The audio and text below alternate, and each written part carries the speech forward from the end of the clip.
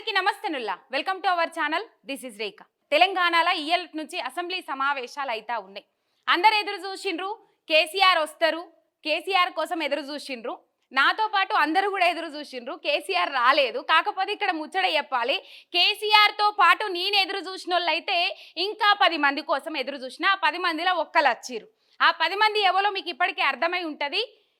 Party మారిన ఎమ్మెల్యేలు, BRS నుంచి కాంగ్రెస్ పార్టీలోకి పోయిన ఎమ్మెల్యేల గురించి నేను చూసిన, కానీ వాళ్ళు రాలేరు. దాంట్లో పోచారం ఒక్కడే పోయిండు. పోచారం పరిస్థితి మనం ఇక్కడ విజువల్స్లో చూసుకోవచ్చు.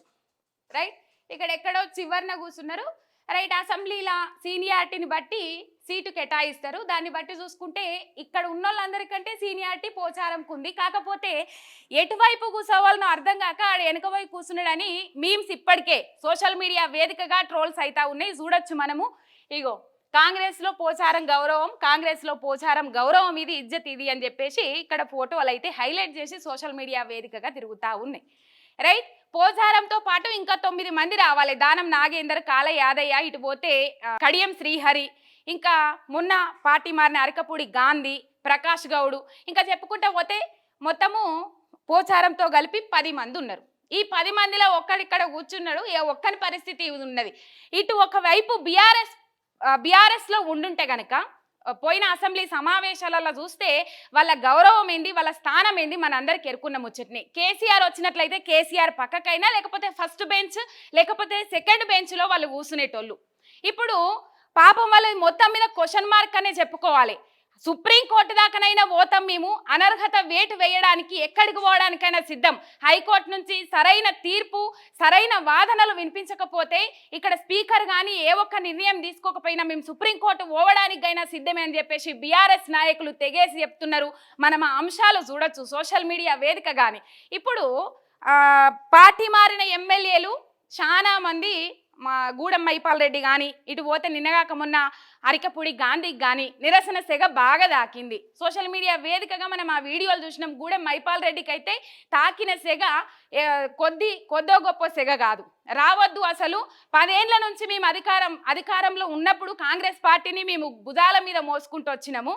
ఇప్పుడు మీరు రాగానే మీకు సముచిత స్థానం కల్పిస్తే మేమందరం ఏడబోవాలి అని చెప్పేసి నిరసన సెగ దాకింది. అట్లనే అరికపూడి గాంధీ మాట్లాడుతున్నప్పుడు ఆ బ్రిడ్జి ఓపెనింగ్ విషయంలో రేవంత్ రెడ్డి గారు పక్కనే ఉన్నారు. అరికపూడి గాంధీ మాట్లాడుతున్నప్పుడు గో బ్యాక్ అరికపూడి గాంధీ అని చెప్పేసి స్లోగన్స్, అక్కడ నినాదాలతోని ఆ సభా వేదిక మొత్తం దద్దరిల్లిపోయింది. ఇది పరిస్థితి. మొత్తం మీద అనర్హత వేటు వెయ్యాలి, అనర్హత వేటు వెయ్యాల్సిందే. ఈ పార్టీలో గెలిచిన వాళ్ళు ఆ పార్టీలకు పోయి ఆ పార్టీ కండువ కప్పుకొని ప్రజాప్రతినిధులుగా ఎట్లా కొనసాగుతారు, కంపల్సరీ అనర్హత వేటు వేయాల్సిందే అని చెప్పేసి స్పీకర్ గడ్డం ప్రసాద్ కుమార్ కు బీఆర్ఎస్ క్యాడర్ మొత్తము లేఖలు ఇచ్చిండ్రు. 3 నెలల లోపల వాళ్ళు దాని మీద నిర్ణయం తీసుకోవాల్సిన అవసరం ఉంటుంది. ఇంకా దాని మీద సల్లేదు సప్పు లేదు. ఎట్లయినా వీళ్ళు ఎందుకు రాలేరు అని ఈ వచ్చినాయని ఇక్కడ కూర్చున్నాడు. అట్లనే ఇంకా వాళ్ళు ఎందుకు రాలేదు అంటే ఎక్కడ కూర్చోవాలని అర్థం కాదు. ఇటు కాంగ్రెస్ కండువా కప్పుకుందామంటే ఈ తలకాయ నొప్పాయే. ఇక బీఆర్ఎస్ పార్టీ నుంచి మొత్తం గోడ దూకుతుంది.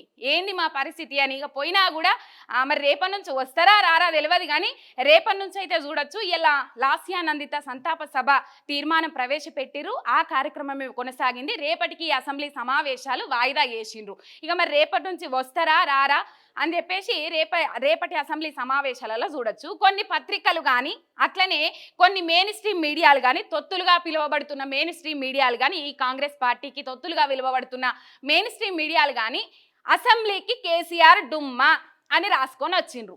నా సలహా ఏంటంటే వాళ్ళకు పార్టీ మారిన ఎమ్మెల్యేలు అసెంబ్లీకి డుమ్మా అని రాసుకొని వస్తే ఇంకా కొంచెం ఎక్కువ వ్యూవర్షిప్ వచ్చేది. ఇది అన్నట్టు మొత్తం మీద పోచారం పరిస్థితి అయితే ఇది.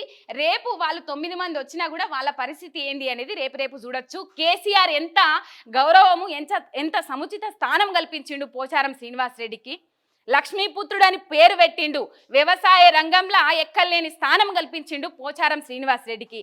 ఇలా ఒక ఏమంటారు 10 ఏళ్ల అభివృద్ధిలా ఒక కీలక పాత్ర పోషించిండు పోచారం శ్రీనివాస్ రెడ్డి అన్న పేరును ఇక్కడ దాకా పట్టుకొని పోయిండు పాపం పోచారం శ్రీనివాస్ రెడ్డి గారు. రేపు వచ్చేటోళ్ళ పరిస్థితి ఏందో రేపు చూద్దాం.